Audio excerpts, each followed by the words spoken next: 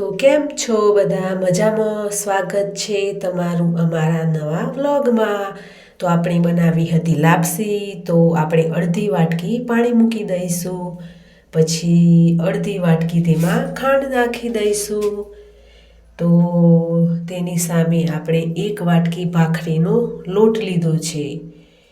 તો પાણી ઉકળવા માંડ્યું છે, તેમાં આપણે જે પણ તેલ નાખવું હોય તો તેલ, ઘી નાખવું હોય તો ઘી પણ નાખી શકાય. તો સરસ મજાનું પાણી ઉકળી રહ્યું છે. હવે આપણે તેમાં ચમચાની મદદથી હલાવી લઈશું.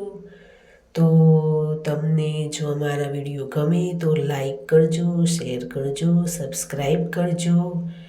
અને ઘણા દિવસે આજે તો મન થયું હતું સબસ્ક્રાઈબર મિત્રોને વાત કરવાનું. તો જુઓ, હવે પાણી ઉકળી ગયું છે. હવે આપણે તેમાં 1 વાટકી ઘઉંનું જાડું ભાખરીનો લોટ લીધો હતો તે નાખી દઈશું.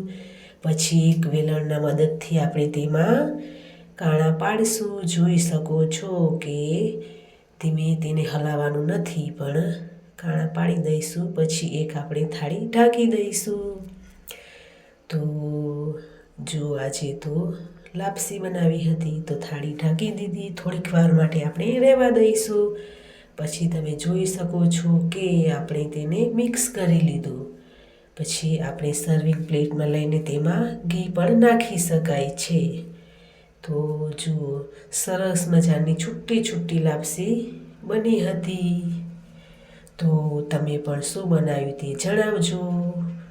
તો જોઈ શકો છો કે સરસ છુટ્ટી લાપસી બની હતી. તો આવજો.